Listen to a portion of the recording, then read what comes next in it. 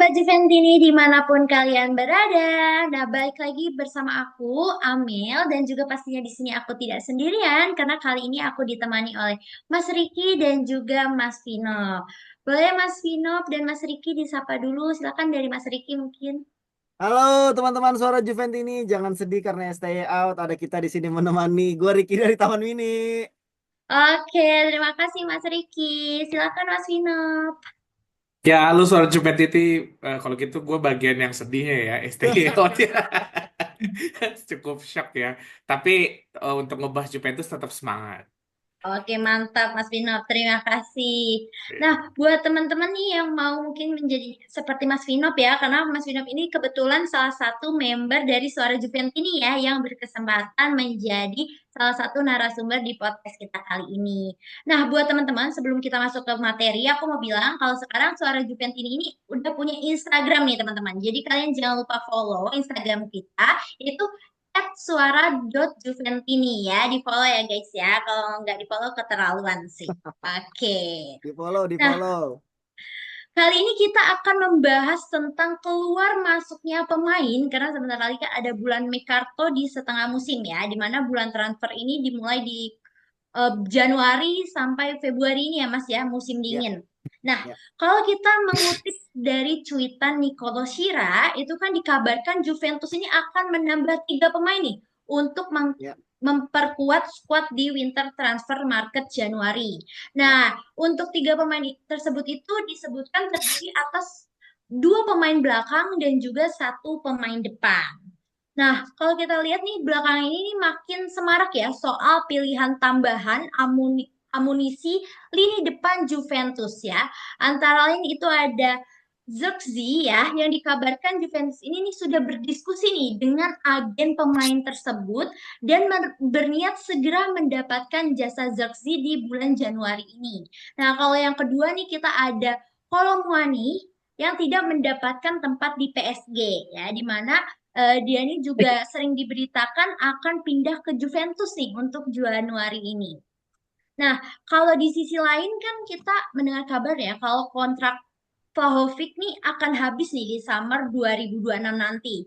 Dan juga belum jelas nih mengenai perpanjangannya dan apakah Juventus ini siap melepaskan Dusan di bursa transfer kali ini. Nah, langsung aja nih ya Mas kita bahas. Oke, kalau menurut Mas Riki dan Mas Vinop nih, bagaimana sih performa lini depan Juventus bersama Thiago Motta sejauh ini? Boleh mulai dari Mas Riki dulu deh. Silakan Mas Ah, Riki. oke. Akhirnya pembahasan ini kita kita mulai ya Mel ya, karena sudah gatel nih mulut. Oke, langsung Oke, aja Mas. oke, lini depan ya, lini depan. Kalau kita bicara soal lini depan ya, kita saat ini lini depan ini yang paling depan aja lah menurut gua ya. Diisi sama siapa aja? Dusan Vlahovic, Kenan Yildiz, Chico, Weah, Nico Gonzalez sama Azik ya. Dusan Vlahovic tuh 7 gol, Kenan tuh 3 gol, Chico 1 gol, Weah 4 gol, Nico 1 gol, Azik 0 gol, Bangula 2 gol. Total baru ada 18 gol dari total 30 gol yang disarankan Juve di Serie A musim ini. Artinya itu baru sekitar 60% gol dihasilkan dari lini depan, sisanya dari lini-lini yang lain.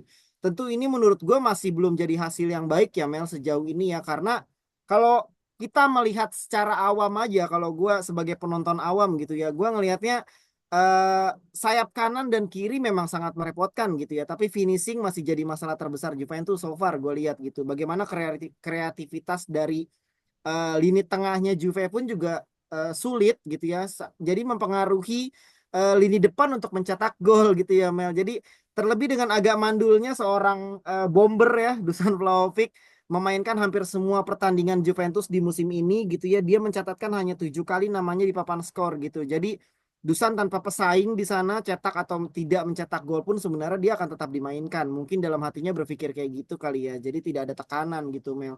Jadi gue melihat bahwa Juve musim ini sebenarnya berjalan cukup baik ya. Kita belum pernah kalah sama sekali di Serie A gitu ya. Tapi gue melihat bahwa kurangnya daya gedor dari sang bomber terutama, terus ada kurangnya kreativitas dari lini lini tengah gitu ya, termasuk lini serang hanya mengandalkan kecepatan sayap-sayapnya Juve aja diisi sama Kenan dan Weah, Chico gitu ya. Tentu menjadi bukti bahwa sebenarnya perubahannya harus dilakukan segera gitu Mel. Makanya gue berharap bahwa Juve bisa mendatangkan pesaingnya Dusan lah. Seenggaknya biar biar anak ini gitu ya, biar pemain ini nggak senyaman itu di posisinya sekarang gitu ya. Gue merasa bahwa dia terlihat terlalu nyaman gitu ya. Sekali lagi dia gak cetak gol sama-sama aja kok. Dia akan tetap dimainin terus menerus. Buktinya udah ada di statistik kan, tadi kita udah bahas kan di sesi 1. Dia memainkan 16 match dari 18 game Juventus di Serie A musim ini. Artinya dia hampir selalu bermain setiap pertandingan gitu ya. Jadi mungkin itu salah satu alasan Dusan ya mandul-mandul aja gitu karena dia nyaman Mel. Itu sih.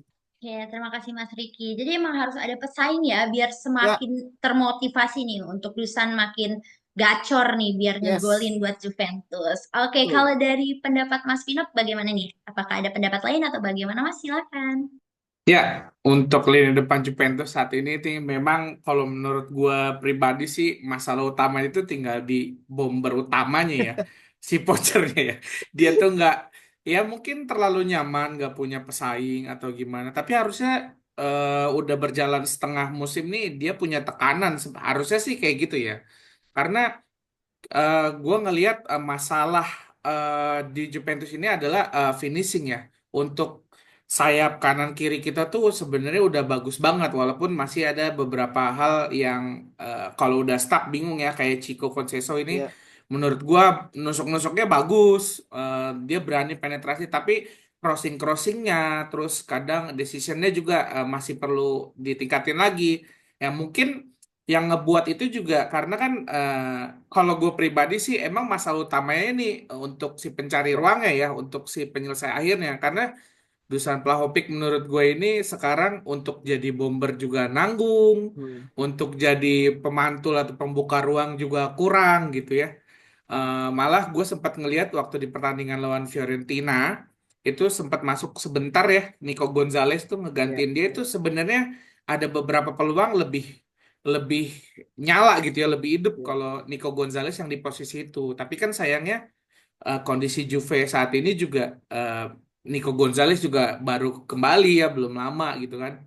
Jadi agak susah memang ngotak-ngatiknya. Kalau dibilang urgensinya, memang urgensinya ini butuh sosok striker di depan yang lebih dibilang apa ya, bisa hot bola, bisa kreatif, dia punya keputusan-keputusan tepat gitu, mau kapan ngoper, kapan buka ruang, kapan nembak gitu sih. Itu yang gua rasa sih Dusan Vlahovic nggak punya gitu untuk saat ini. Dia harus improve itu sih. Kalau menurut gue itu Jupe sekarang. Oke, Striker baik. gacor Terima ya Mas ya. kasih Mas Nah, Pinot. betul. Oke, kalau tadi kan kita ngomongin tentang performa lini depannya nih. Kalau misalnya untuk gaya permainan yang diterapkan pelatih Mota nih, kira-kira cocok nggak dengan dua nama yang tadi nih disebut akan didatangkan oleh Juventus, yang Zirkzee dan Kolomuani ya? Muani, sorry. Kalau Nah, Moani ini Kolomuani. Nah, ya. terus juga apa nih menurut Mas Riki dan juga Mas Vino, kelebihan dan kekurangan dari Zirkzee dan Kolomuani dibandingkan dengan Dusan Vlahovic yang dari tadi disebutkan. Nah, silakan Ya. Mas Vino. Oke, dari nama-nama yang diincer sih, kalau pilihannya Zirkzee sama Kolomani, gue pasti lebih milih Zirkzee ya. Ya. Eh, ya, alasan utamanya adalah dari permainan, sebenarnya yang dibutuhin Juventus itu memang sosok Zirkzee. Gitu, apalagi dia juga emang udah tahu Mota ya, istilahnya masih anget lah ya, belum lama-lama banget gitu. Kita butuh striker yang kuat nahan bolanya, dia punya pergerakan-pergerakan tanpa bola yang bagus gitu untuk mengeco gitu. Sebenarnya itu yang nggak dipunyain Dusan. Dusan punya, tapi nggak bisa dikeluarin di setiap game gitu sih. Kalau gue ngeliatnya gitu, karena kan di beberapa momen Dusan juga bisa narik beberapa back untuk mengalihkan nanti si lini kedua si kenanya Juventus, atau mungkin sayap-sayapnya ngisi posisi yang ditarik Dusan itu sebenarnya bisa. Tapi ya itulah, apa kurang chemistry antara trisulanya Juventus itu apa gimana, itu yang susah gitu. Sedangkan kalau untuk dari Kolomani sendiri bagus-bagus aja, tapi kalau gue sih ngelihatnya bukan yang sangat dibutuhkan Juve saat ini gitu. Karena gue ngelihat kalau main ini sebenarnya improve-nya dari Weah ya. Kalau Hmm. gue sih ngelihat gaya mainnya kayak begitu gitu. Kalau si kalau main mungkin dia cuma punya lebih insting gol yang lebih tinggi, kecepatan sama penempatan penempatan posisi gitu ya. Tapi kalau paket lengkap, gue sih ngerasa Zirkzee lebih dibutuhin. Even sebenarnya nggak perlu dua orang itu, gue sebenarnya masih menaruh harapan kalau Arkadius Milik balik itu sepertinya bisa lebih hidup ya. Karena dia first touch-nya juga bagus sih kalau menurut gue si Milik ketimbang si Dusan ini nih. Nah ini kita lihatlah gimana nanti kalau Milik balik atau kalau boleh memilih antara dua striker tadi, gue sih pasti lebih milih Zirkzee. Gitu sih. Oke, kalau Mas Vino tadi berarti milihnya Zirkzee nih, ya kan? Nah, kalau Mas Riki Hmm. nih, gimana? Pendapatnya sama atau mungkin ada pendapat yang berbeda? Silahkan Mas Riki. Oke, Zirkzee itu mantan pemain muda terbaik Serie A musim lalu, Mel. Di tangan Mota musim lalu dia memainkan perannya sangat bagus ya menurut gua ya. Torehan 12 gol dari total 37 match gitu ya di Bologna. Sebenarnya namanya gede karena dia jadi pemain muda paling berbakat di Serie A musim lalu gitu. Sayangnya pindah ke MU yang dibilang jadi batu loncatan gitu ya supaya karirnya makin meningkat, ternyata malah memblem gitu ya. Dia cuma main total 20 match di IPL, 7 kali jadi starter, cuma cetak 3 gol. Jadi sebenarnya secara garis besar dari statistik aja kita melihat dia bukan pilihan utama di sana gitu ya. Jadi kalau misalnya dia kembali ke Juve, kembali ke pelukan sang mantan pelatih, sebenarnya ini adalah ya mungkin sebagai Zirkzee ya, kalau gue jadi Zirkzee, oh ini peluang yang bagus lah gitu ya, karena gue akan bermain bersama pelatih yang udah kenal gue nih gitu. Gue nggak perlu adaptasi lagi sama gaya main pelatih gue yang baru gitu ya. Kalau misalnya kita lihat keunggulannya apa sih gitu ya, kalau kita lihat memang karakteristiknya adalah versatile forward, Mel, pemain depan yang bisa bermain di berbagai macam posisi ya. Mungkin dia bisa bermain sebagai winger, second striker, bisa jadi striker utama juga gitu ya. Mungkin ini bisa jadi solusi kurangnya kreativitas yang tadi gue omongin di pertanyaan pertama dari lini depan Juve musim ini gitu ya. Mungkin itu yang pertama. Yang kedua mungkin bisa membuat Dusan sedikit ketar-ketir ya. Merasa bahwa oh gue udah dapat saingan nih sekarang nih. Gue udah nggak senyaman itu sekarang nih gitu ya kan. Saat ini kan dia nggak punya saingan sama sekali gitu. Mungkin bisa memacu dia supaya punya kualitas lebih lebih lagi gitu ya. Terlebih yang terakhir yang tadi udah disentil sama Bang Vinov, dia Mota udah sangat mengenal dia, Mel. Mota udah sangat mengenal karakteristik pemain ini karena Mota yang bikin pemain ini jadi besar namanya gitu ya. Posisi favoritnya apa? Dia bermain dia bermain ingin seperti apa gitu ya. Mota udah tahu banget si Zirkzee ini gitu ya. Jadi itu mungkin tiga keunggulan yang bisa dibandingkan dengan Dusan Vlahovic. Kalau Muani ini sorry to say ya, gue mungkin bicara ini kalau misalnya nanti ada Juventini yang nggak setuju ya nggak apa-apa, bisa tulis di kolom komentar. Kalau Muani sorry to say gue nggak banyak yang bisa gue sharing tentang kalau Muani karena menurut gue dia bukan penyerang kelas 1 yang dibutuhkan Juve saat ini ya, Mel. Jadi statistiknya juga nggak mentereng gitu, cuma cetak 2 gol dari 10 match di Ligue 1 musim ini gitu ya. Satu-satunya momen yang gue ingat dari Kolo Muani itu adalah cuman dia gagal cetak gol saat one on one lawan Emi Martinez di final Piala Dunia. Cuman itu yang gue inget dari Kolomani. Itu juga gara-gara Martinez ya, ya. Iya, sorry itu saya. Jadi memang sebenarnya kalau harus mengganti Kolomwani untuk Dusan Vlahovic gitu, ya gue sorry itu saya banget nih. Gue lebih pilih Dusan deh dibanding Kolomwani gitu. Jadi menurut gue ya walaupun sempat digadang-gadang sebagai salah satu pemain muda berbakat di Eropa ya kemarin ya gitu ya. Cuman saat ini kita sama-sama lihat dia cuma jadi penghuni bangku cadangan di PSG gitu. Jadi bukan sesuatu yang mewah sih, Mel, untuk bisa didatangkan ke Juve gitu sih, Mel. Oke, terima kasih Mas Riki. Berarti kalau misalnya dari Mas Vino sama Mas Riki setujunya sama ya, sependapat yaitu Zirkzee. Nah, Ya, gimana kalau misalnya teman-teman Suara Juventus ini mungkin adakah pendapat yang sama atau beda? Boleh tulis di komen. kolom komentar.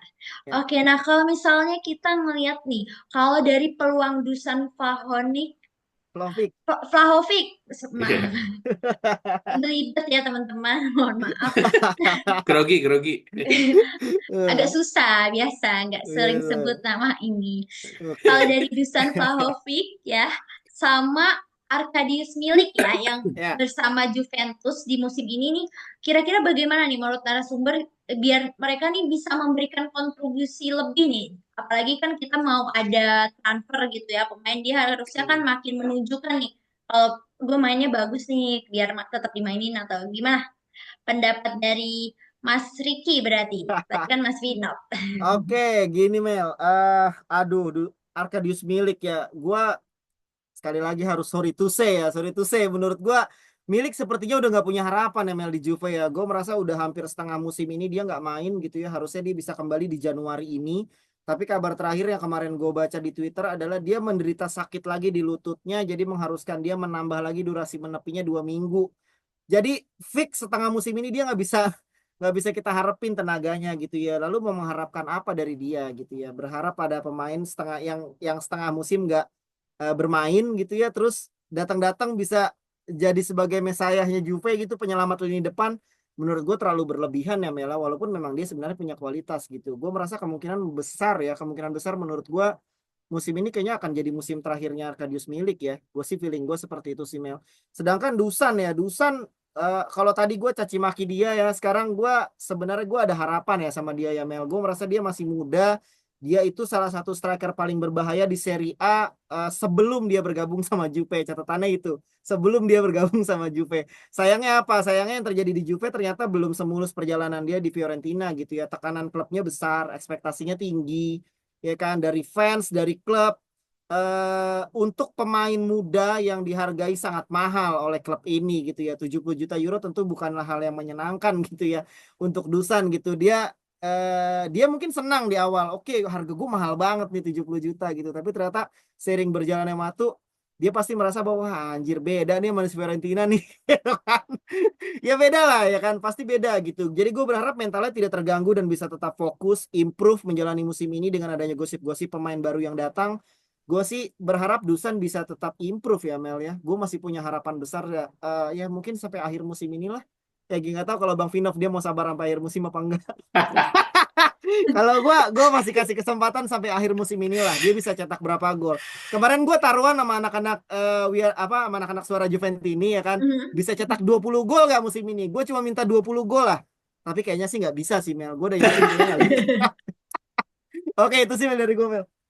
Oke, terima kasih Mas Ricky. Berarti kalau misalnya untuk Arkadius Milik ya udahlah ya, Ya. udah nggak bisa komen. Kalau masih Dusan masih boleh. Nah, kalau Mas Vino bagaimana? Silakan Mas Vino. Ya, untuk mengarungi musim Juve saat ini memang nggak ada pilihan ya.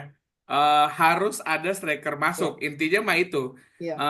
Karena kalau ada striker masuk, ya itu mungkin juga si Dusan jadi punya saingan, dia punya sesuatu untuk mempacu dirinya lagi lebih cepat ya improve ya. Karena menurut gue sih dia 2 musim apa 3 musim ya di Juve ya. Dua musim ya. 2 musim Mm-mm. 2 musim setengah gitu ya. Dua Dia musim itu setengah. harusnya udah lampu kuning ya. Yes. Karena progresnya tuh udah menurut gue sih udah terlalu lambat gitu untuk seorang striker di klub sebesar Juventus itu progresnya terlalu lambat. Tadi tuh gue juga sempat nyinggung berharap sama Milik gitu ya.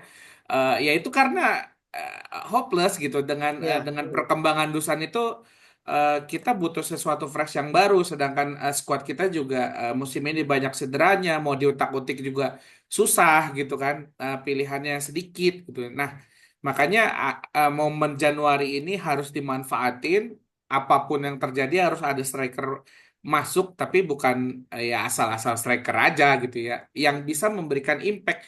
Karena striker yang masuk bagus pun itu bakal ada impact ke striker-striker yang ada di Juve saat ini gitu Yes. kan. Harus ada pesaing, harus ada gregetnya gitu buat Hmm. buat ngangkat lini depan gitu. Karena kan kalau gua ngeliat saat ini sebenarnya Juve tuh mulai kehilangan kreasi di depan, salah satunya juga dengan cederanya Kabal ya. Karena Ya. Kabal ini kan suka ngasih crossing-crossing yang Crossing. bisa disambut sama Dusan, sedangkan karakter winger kita ya itu tadi Chico ngasih crossingnya juga kadang kurang, lebih banyak nusuk sama cut inside gitu sih. Gue sih ngelihat Yildiz sama Chico gitu untuk saat ini. Yang itu sama Dusan kayaknya nggak terlalu efektif gitu untuk saat ini. Ya memang harus ada yang diimprove gitu. Ya mungkin dengan partner baru nanti dia juga bisa sharing pengalaman, terus juga memotivasi diri sendiri supaya nggak kerebut posisinya. Gue sih berharapnya memang harus ada striker masuk. Jangan berharap lah, emang harus ada striker masuk sih. Itu bahaya banget soalnya. Iya Gitu. betul. Oke, Oke. udah itu paling Mel. Ya, terima kasih Mas Vinop.